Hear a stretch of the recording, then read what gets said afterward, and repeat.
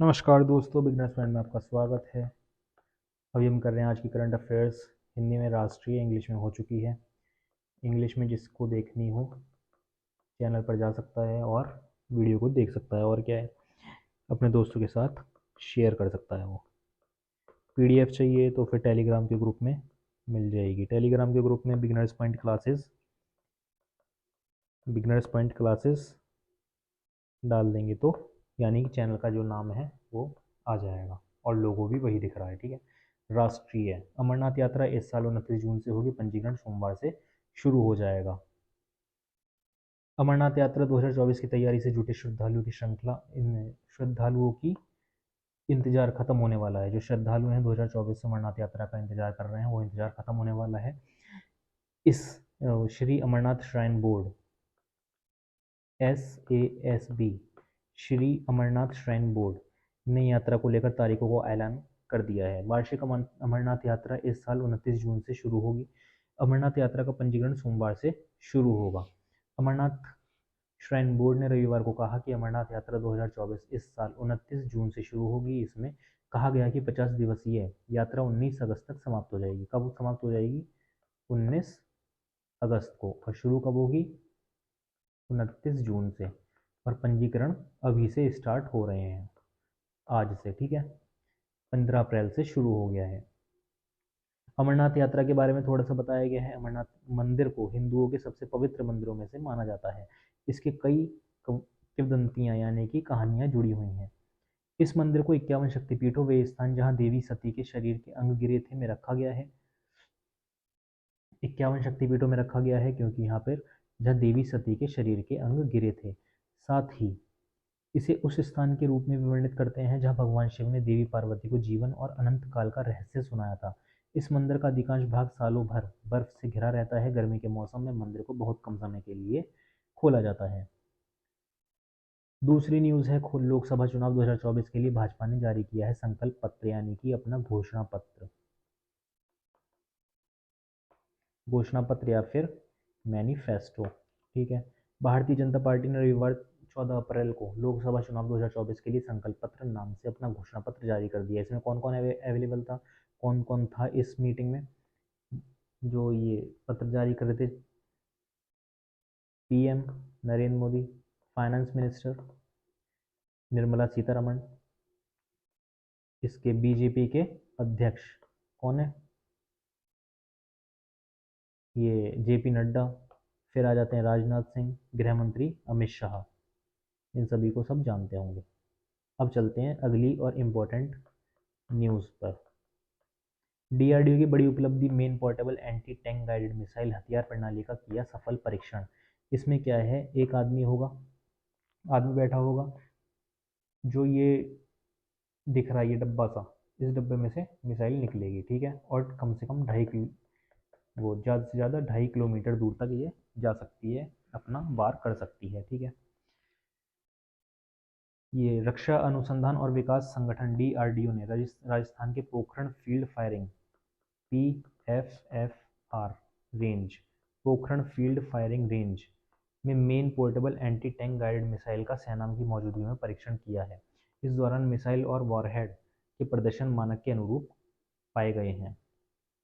परीक्षण का लक्ष्य एक डमी टैंक था जिसे मिसाइल ने सफलतापूर्वक नष्ट कर दिया। इस परीक्षण ने सेना के लिए तीसरी पीढ़ी की स्वदेशी man portable anti tank guided missile हासिल करने का रास्ता बना दिया है। इसका नाम जो रखा गया है main portable anti tank guided missile, क्योंकि एक तो ये आदमी चलाता है, मैन पोर्टेबल है।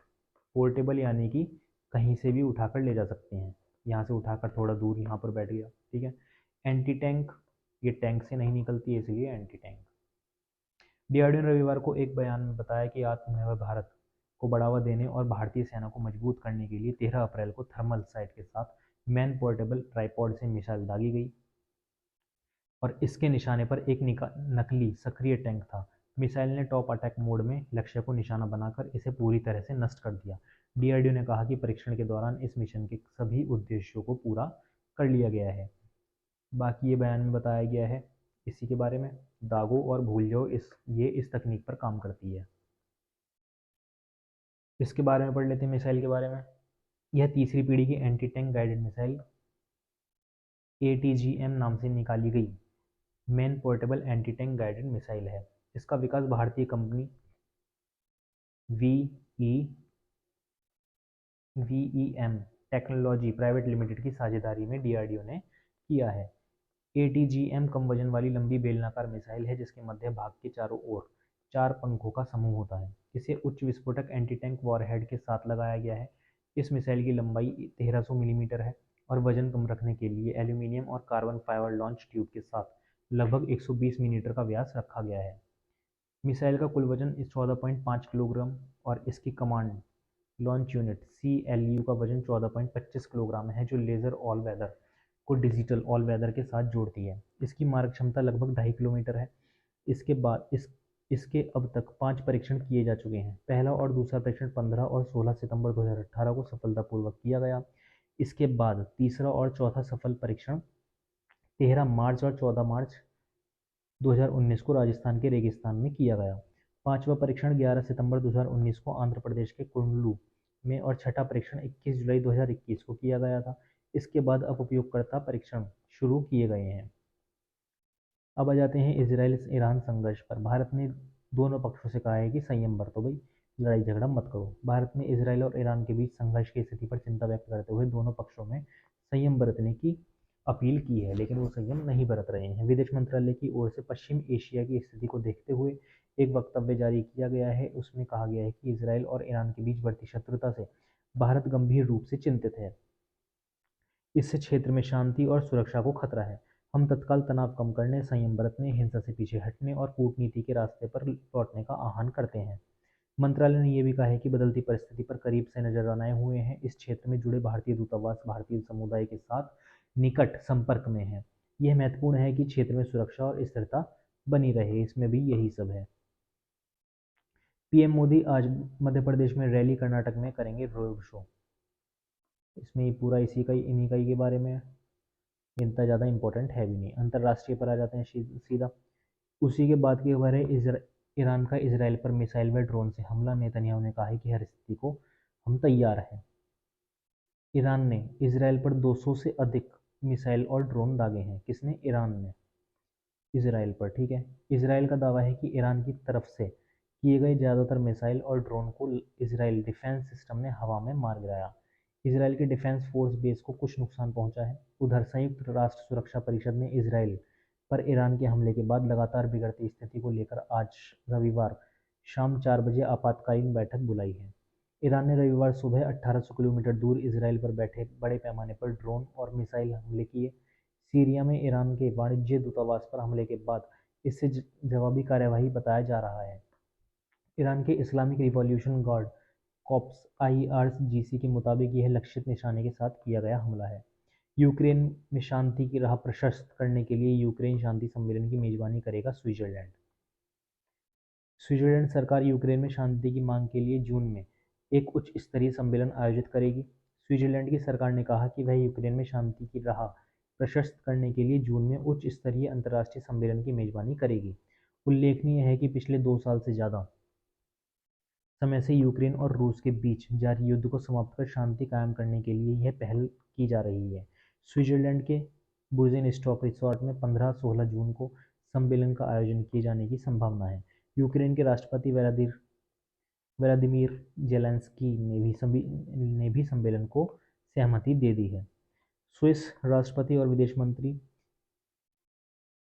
इग्नाजियो कैसिस ने गुरुवार को कहा कि स्विट्जरलैंड जून के महीने में एक उच्च स्तरीय शांति अंतर्राष्ट्रीय सम्मेलन की मेजबानी करेगा जिसमें 100 से अधिक देशों को शांति की दिशा में रास्ता तय करने में मदद करने के लिए आमंत्रित किया जाएगा। भारत पेरू व्यापार समझौता वार्ता का 7वां दौर नई दिल्ली में संपन्न हो गया है। भारत पेरू व्यापार समझौते के लिए 7वां दौर की वार्ता 8 से 11 अप्रैल तक नई दिल्ली में आयोजित हुई। पेरू लैटिन अमेरिकी और कैरिबियाई क्षेत्र में भारत का तीसरा सबसे बड़ा व्यापारिक भागीदार बनकर उभरा है। भारत का कौन सा है? तीसरा सबसे बड़ा है। कौन? पेरू। पिछले 2 दशकों में भारत और पेरू के बीच व्यापार 2003 के $66 मिलियन से बढ़कर 2023 में लगभग $3.68 बिलियन हो गया है। वार्ता में इस दौर में विभिन्न विषयों पर चर्चा हुई। दोनों पक्षों से लगभग 60 प्रतिनिधियों ने वार्ता में भाग लिया। अगले दौर की वार्ता जून में हो सकती है।